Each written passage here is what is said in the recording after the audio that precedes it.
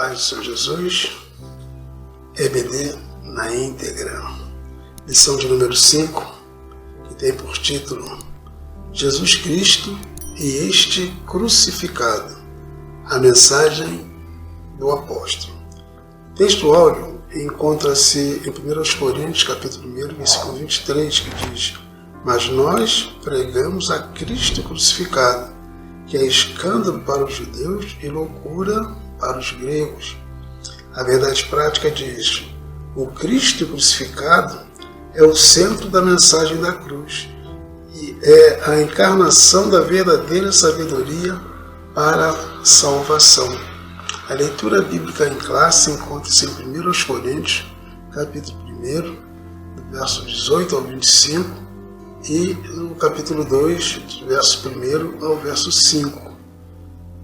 O objetivo geral é ressaltar que Jesus Cristo e este crucificado é o centro da mensagem cristã.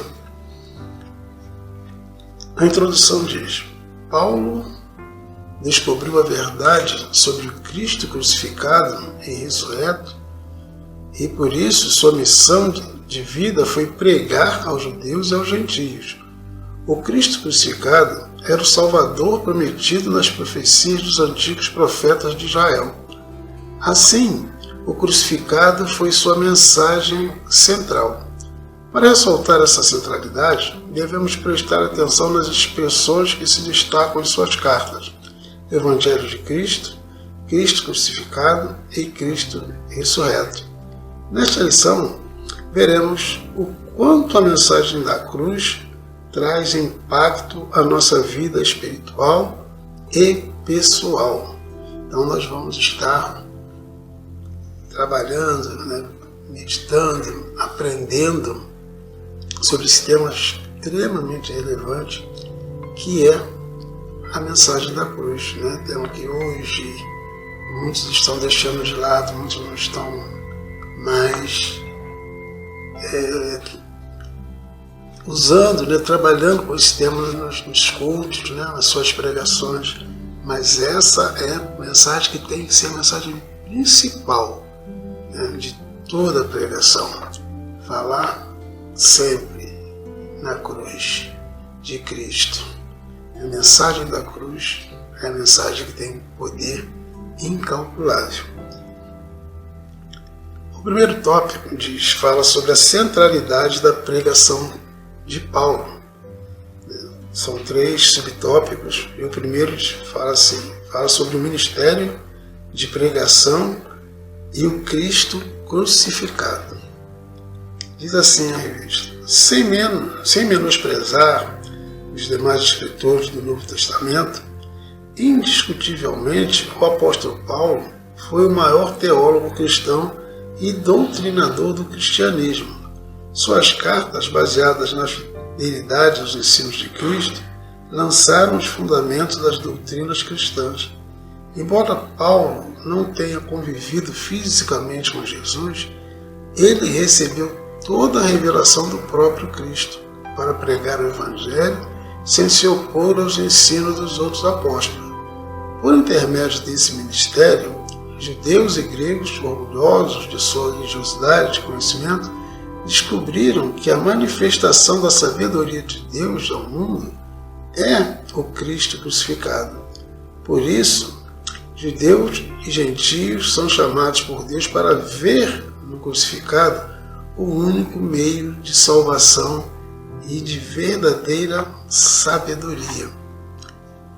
É meio difícil, principalmente para os judeus, eles conseguirem entender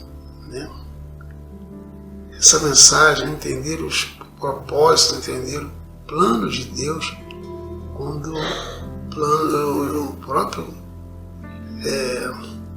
Filho de Deus, ele vem ao mundo, se faz homem e chega ao ser crucificado, ao final da sua estrada aqui na terra. Ele passa pela crucificação, que para os judeus aquilo ali era algo que eles tinham como aquele que passasse fosse pendurado em madeira era maldito. Então eles não poderiam, eles não aceitavam de forma alguma que o Messias prometido, né, pelos profetas, que estava nas Escrituras, fosse pendurado na madeira. Então para eles isso era inconcebível. E os gregos também chamam aquela mensagem loucura. Como alguém poderia se dar e morrer com a cruz e ainda por cima depois ressuscitar para salvar pessoas? Então para eles era algo que a filosofia humana não entendia, não batia com os conceitos filosóficos. Então os gregos também não aceitavam isso. Então e para isso, né, os judeus e os gentios são chamados por Deus para ver no crucificado o único meio de salvação e de verdadeira sabedoria. Quando Jesus ele diz, olha, eu sou o caminho, a verdade e a vida, que ninguém vem ao Pai senão por mim, é isso, entender, aceitar, entender a obra que Jesus realizou na cruz do Calvário, porque qual foi o propósito, né, da entrega, como ele se entregou daquela forma, né, para ser pendurado, morrer na cruz, por amor a quem? Aos outros, à humanidade, aos pecadores. Mas é isso que a palavra de Deus nos ensina. Em Romanos, no capítulo 5, no verso 8, que diz que Deus prova o seu amor para conosco quando Cristo, né, morreu por nós, sendo nós ainda pecadores. São coisas que é só pela fé. É por isso que diz que é coisa que para eles é loucura, mas para nós que somos salvos é o poder de Deus. A palavra da cruz é a loucura da pregação. Em uma das cartas de Paulo lemos, porque a palavra da cruz é loucura. Está em 1 Coríntios, no capítulo 1, verso 18. Havia uma mentalidade na época paulina em que a palavra da cruz era uma afronta aos religiosos e filósofos. Por exemplo, acreditar em uma execução romana, que uma execução romana podia ser um instrumento pelo qual a salvação de pecadores fosse consumada, era tolice para eles. Nesse sentido, a cruz de Cristo não produziu atração, mas rejeição para um instrumento de suplício, pois era um instrumento de suplício e morte. Então, como eles olhavam aquilo como que algo que trazia tanto, além de ser considerado algo maldito, algo que trazia um sofrimento tão grande, uma morte tão dolorosa, como que isso poderia atrair alguém? Não era isso que os gregos, né, os filósofos queriam ouvir. Não era essa a mensagem. Não era essa a mensagem que os judeus, não era que poderia atrair a atenção dos judeus. Como que um maldito morre pendurado no madeiro pode ser o salvador de pecadores? Não, isso para ele era uma loucura. E é justamente aí que Jesus, né, ele acaba com a inteligência, ele aniquila a sabedoria humana, né, a sabedoria, né, dos que se dizem sábios, né? Aquilo que para eles era loucura era justamente o poder de Deus para salvar. Para os judeus e gregos, a cruz era considerada loucura porque chocava a sabedoria humana. Enquanto os judeus queriam sinais físicos, milagres visíveis, os gregos desejavam argumentos filosóficos que mostrassem a lógica da mensagem.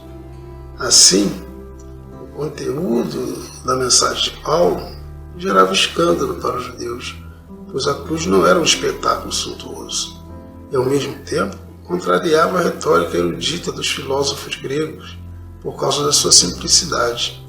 Entretanto, embora simples, a mensagem de Paulo era poderosa em Deus. A palavra da cruz preenche as necessidades da alma humana, enquanto a sabedoria humana não o faz.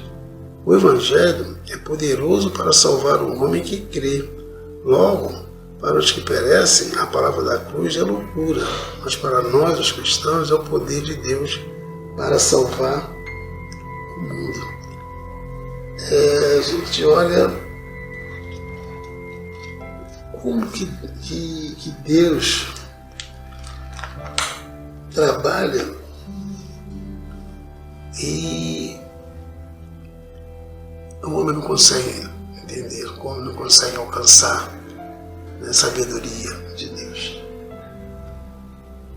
Eu estava vendo aqui no comentário da Bíblia, da Bíblia Pentecostal. Então, um dos comentários que ele fala sobre aniquilar as coisas que são, que está lá no capítulo 1, verso 28, ele vai dizer: através da crucificação e da ressurreição de Jesus e da escolha de coisas humildes deste mundo, Deus aniquila as coisas estimadas dessa presente era. Deus está atualmente aniquilando a filosofia e a psicologia humanista, bem como todos os demais sistemas mundanos. Então é isso que já há 2000 anos tem ocorrido, apesar de estar tentando de todas as formas colocar o homem como evidência, tirar Deus do centro das coisas, não aceitar que para eles isso tudo continua sendo loucura. Até hoje, os chamados sábios, humanos, os filósofos, muitos tidos por eruditos, eles não conseguem entender a simplicidade da mensagem da cruz. Eles não conseguem. E é aí que eles se perdem. Agora vamos falar um pouco sobre as expressões chaves na doutrina de Paulo. Há algumas expressões de grande importância no ministério de pregação do apóstolo Paulo: Evangelho de Cristo, Cristo crucificado e Cristo ressurreto. Então nós vamos falar sobre essas expressões. O primeiro subtópico vai falar do Evangelho de Cristo. Além de aparecer nos 4 evangelhos, Mateus, Marcos, Lucas e João, a palavra Evangelho também aparece nas cartas de Paulo. Evangelho de Cristo. Das 76 ocorrências dessa palavra no Novo Testamento, 54 vezes a encontramos nas cartas paulinas. Por isso, podemos dizer que ela é central para a doutrina ensinada pelo apóstolo. No Novo Testamento, a palavra grega para evangelho é euangelion. O prefixo eu é uma forma neutra da palavra que significa bom, bem feito. Assim, a palavra evangelho ou euangelion significa boa nova, boa notícia que se leva às pessoas. Nosso Senhor ordenou que fosse levada a boa nova da sua doutrina a toda a criatura. Está lá em Marcos, no capítulo 16, verso 15. Paulo fez assim, e não por acaso identificava sua pregação como o Evangelho de Deus. O seu Evangelho era a manifestação do poder de Deus. É um poder divino e dinâmico que atua de maneira imediata na vida do pecador. Lá na carta que Paulo escreve aos Romanos, no capítulo 10, no versículo 13, Paulo fala sobre o fato de que todo aquele que clamar, será salvo. Mas ele segue dizendo: mas como clamarão aqueles a quem não creram? E como crerão se não ouviram pregação? E como ouvirão se ninguém anunciar? E como anunciarão se ninguém for enviado? Então Paulo começa a falar, e chega no versículo 15, ele vai falar sobre o fato de que quão formosos são os pés, né, daqueles que anunciam a paz, que anunciam coisas novas, falando de coisas boas, né, das boas notícias, né, ou seja, do Evangelho. Quão formosos são os pés daqueles que saem, daqueles que anunciam, né, o Evangelho de Cristo, mostrando aí, assim, a importância, né, do Evangelho, né, de nós pregarmos o Evangelho, desse Evangelho ser pregado, né, e porque esse Evangelho se tem poder, né, divino, dinâmico, que atua de maneira imediata na vida do pecador. A outra expressão que está no segundo subtópico é Cristo crucificado. Em Gálatas, né, Paulo escreve: não foi diante dos olhos de vocês que Jesus Cristo foi exposto como crucificado? A palavra da cruz, na lógica paulina, é o tema dominante da mensagem do Evangelho. Se o mundo julgava como loucura a mensagem do Messias crucificado, o apóstolo afirmava que a mensagem era a mais sublime demonstração de sabedoria de Deus. Ora, a cruz traz uma ideia de fraqueza ou loucura a quem não crê, mas poder e sabedoria de Deus para os que creem no Senhor. Esse contraste entre sabedoria e loucura está presente na mensagem de Paulo. Os homens não conseguem alcançar a sabedoria divina, pois estão escravos do pecado, e por isso para eles essa sabedoria é loucura. Por isso que o Evangelho não foi anunciado por mera sabedoria humana, mas apresentado por meio de Jesus Cristo, o crucificado. Não podemos deixar de pregar o Cristo crucificado.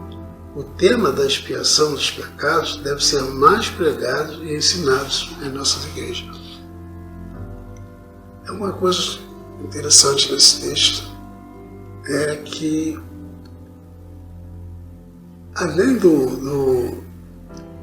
desse contraste, né, entre sabedoria e loucura, né, que é presente também nas mensagens escritas por Paulo, né, esse mesmo Paulo ele só conseguiu ser alcançado justamente porque ele não foi... ele não dava ouvidos, talvez, às pregações feitas pelos apóstolos, ele foi impactado pela pregação do próprio Senhor Jesus. Ele teve aquele encontro com Cristo ressurreto, aquele que havia sido pendurado no madeiro. Ele sabia disso, que aquele era o Jesus, que havia sido morto, mas estava ali diante dele.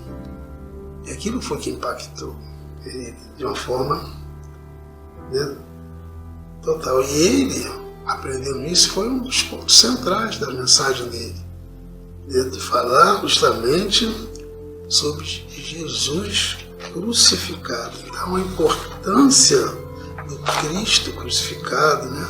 Aliás, quando se fala do Evangelho de Cristo, o tema base, o tema central, né, os temas centrais é justamente esse Cristo crucificado, e depois nós vamos falar do Cristo ressurreto. O porquê da ressurreição? Qual a importância, né, dessa ressurreição, que é o próximo subtópico, que vai falar do Cristo ressurreto. Não há importância na morte de Cristo se Deus não o tivesse ressuscitado. Em vão seria a nossa pregação sobre a morte de Jesus Cristo.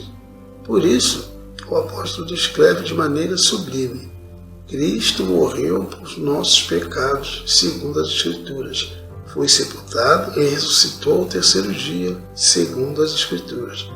A ressurreição de Cristo é reafirmada pelo apóstolo, e ela completou a obra da salvação, consumando a nossa libertação do domínio do pecado e a nossa justificação diante do Senhor. Logo, a relação entre a cruz e o túmulo vazio de Jesus expressa o real significado da cruz. Ora, a crucificação e a ressurreição formam uma unidade. Portanto, nosso Senhor é proclamado como crucificado e, ao mesmo tempo, o ressurreto. Porque existem pessoas que falam até da crucificação, mas doutrinas que param ali na crucificação, da morte de Jesus. Mas se ele não fosse, se parasse ali, não faria sentido. Se nós olharmos lá no capítulo 15 de 1 Coríntios, Paulo vai falar bastante sobre essa questão, porque muitos ali não acreditavam na ressurreição. Ele fala, mas se Cristo não ressuscitou, então vá a nossa fé, vá a nossa pregação. E aqueles que morreram em Cristo estão perdidos, porque não permanecem nos seus pecados. É extremamente importante nós anunciarmos a crucificação, a obra da cruz, como Cristo pagou o preço dos nossos pecados na cruz do Calvário, mas anunciar também a vitória sobre a morte, a ressurreição, que através da ressurreição de Cristo, nós hoje temos direito à vida eterna, porque Ele venceu a morte por nós. Amém? Amém. Os efeitos da mensagem da cruz é o terceiro tópico. Tem também 3 subtópicos. Primeiro diz uma vida no poder de Deus. A mensagem da cruz é uma mensagem de poder. Por isso devemos esperar a manifestação do poder ativo de Deus em nossa vida. O Senhor Jesus pode nos usar como instrumentos para salvar o pecador, curar enfermos e libertar as almas dos demônios. Os milagres da salvação, cura e libertação devem acompanhar nossa vida no serviço do reino de Deus. A mensagem que pregamos não é filosofia humana, mas o poder divino para a transformação da vida de quem crê no Evangelho. Então é importante que a pregação, por isso que a pregação tem que ser feita debaixo da unção do Espírito Santo de Deus. A pregação da cruz, seguida de uma manifestação do poder de Deus, ela tem uma condição, que é aquilo que é uma mensagem que não tem limite ao poder da ação uma mensagem dessa, que ela faz, não existe nenhuma filosofia humana que é capaz de chegar perto, de fazer o que uma mensagem poderosa, cheia da unção do Espírito Santo de Deus, quando se fala da cruz, seguida da manifestação de poder, cura, libertação, entendeu? Então, não existe nenhuma filosofia humana que tenha mais poder do que o poder divino de transformar a vida naquele que crê no Evangelho. O segundo subtópico vai falar sobre uma vida de humildade. Quem é sábio em Deus contrasta a sabedoria da cruz com a deste mundo, ou seja, vai comparar as duas sabedorias, vai ver a diferença entre a sabedoria de Deus e a sabedoria do mundo, aqueles que têm sabedoria de Deus. A sabedoria deste mundo exclui a Deus, enaltece o narcisismo humano e recusa a reconhecer Jesus Cristo como Filho de Deus. Enquanto aquela, ou seja, a sabedoria da cruz, nos leva a nos prostrarmos diante de Deus, reconhecer a nossa miséria e descobrir quem verdadeiramente é Jesus, manso e humilde de coração. A mensagem da cruz nos constrange a viver a humildade. Nós vemos há muitas que se dizem sábios, que o mundo enaltece muito como pessoas sábias, pessoas que seguem, buscam a sua sabedoria em filosofias esotéricas e muitas outras coisas assim, mas que não conseguem entender, não conseguem aceitar, né, a mensagem da cruz, não entendem, não aceitam. Eles preferem querer se basear no seu eu interior.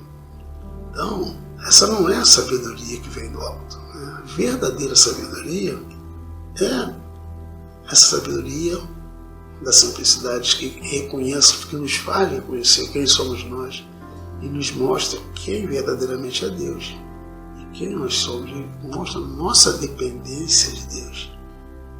Não depender de nós mesmos, não que a dependência tenha que ser em nós mesmos, nos nossos valores, no que nós achamos que é certo, que é errado, mas colocar toda a nossa dependência em Deus. Por isso que Romanos capítulo 8, verso 14, quando diz que aqueles que são guiados pelo Espírito, esses são os filhos de Deus. Essa sabedoria que nos leva a tomar nossas lições por nós mesmos, fazer aquilo que nós achamos que é mais correto, exclui Deus. Então isso não é necessário. É aí que Deus torna louco a sabedoria, aniquila a sabedoria humana, e para eles aquilo que é loucura, para eles é a verdadeira sabedoria que nos leva à vida eterna. Uma vida na dependência do Espírito. Nada melhor do que a mensagem da cruz para revelar quem nós somos.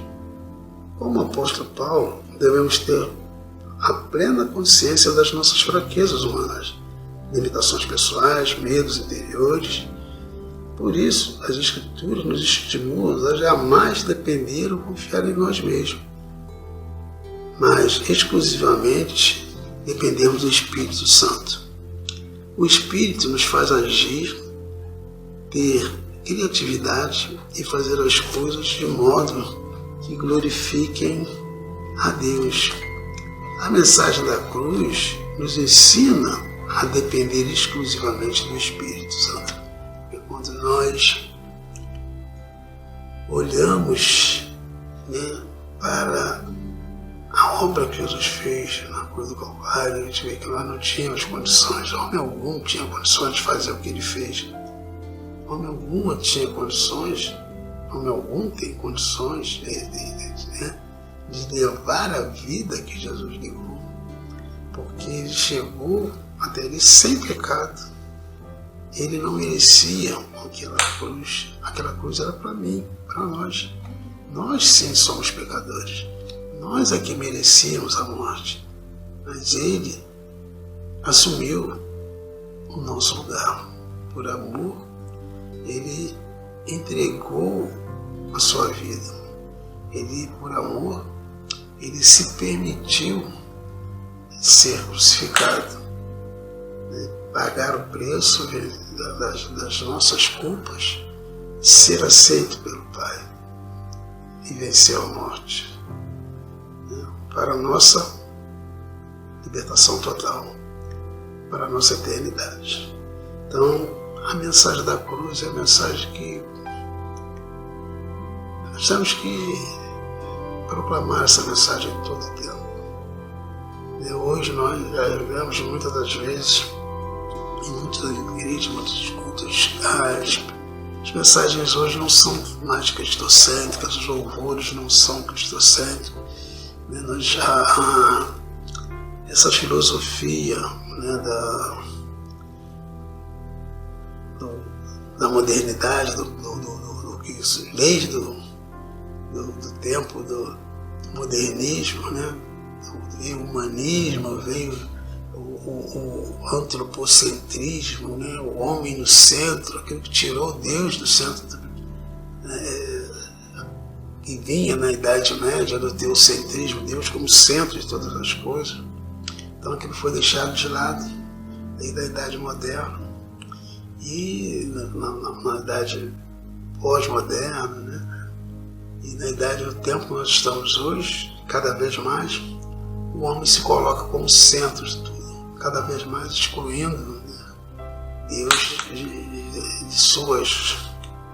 de tudo em suas vidas. E, infelizmente, hoje, muitos dos nossos cultos, o homem está se tornando centro, né, do louvor, né, de tudo. O culto está sendo muito mais para o homem do que para Deus, para Cristo. Então, a mensagem da cruz, muitos não estão mais pregando, não estão mais anunciando, né, que Jesus deu a vida por nós, que Jesus verdadeiramente ele morre na cruz, ele entrega a sua vida, como ele mesmo diz no capítulo 10 do Evangelho de João, que ninguém tinha poder para tirar a vida dele, mas ele tinha poder para dar, né, e também para tomar de volta a vida. Porque Deus deu esse poder a ele, o Pai deu esse poder a ele. Ele tinha esse poder. Então ele fez por amor.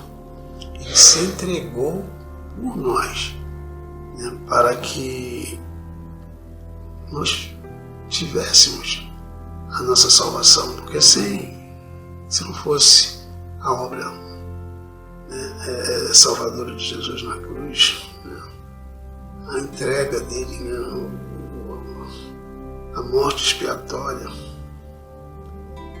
nós estaríamos perdidos. E essa mensagem, infelizmente, está deixando de lado. Foi trocada por uma mensagem de bênção. Se nós olharmos, desde o anúncio do plano de Deus, desde Gênesis, no capítulo 3, verso 15, se nós formos olhar os projetos do plano de Deus, ele veio, como Jesus veio para salvar. E Jesus fala isso bem claramente quando ele está ali na casa de Zaqueu, está lá em Lucas 19, versículo 10, ele vai dizer que ele veio para salvar o que se havia perdido.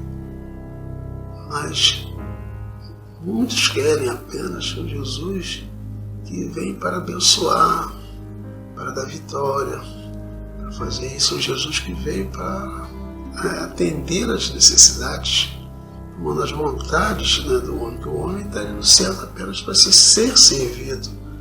E Jesus veio para salvar, para servir.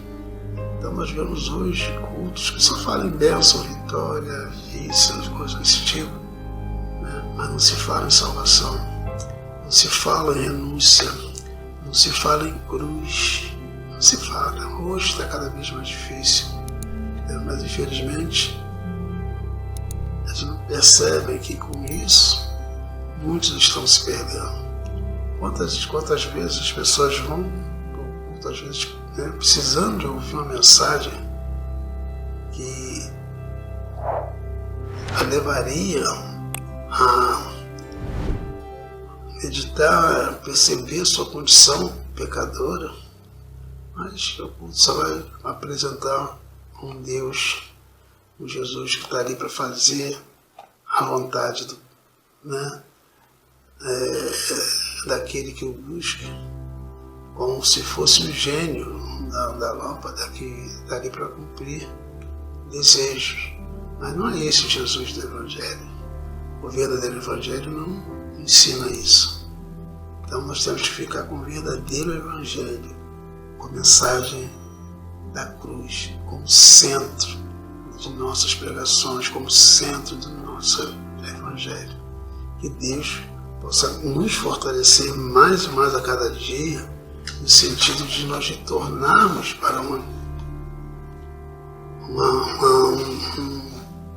pregação verdadeiramente cristocêntrica, uma pregação poderosa em Cristo Jesus, na mensagem da cruz, no Cristo crucificado, no Cristo ressurreto.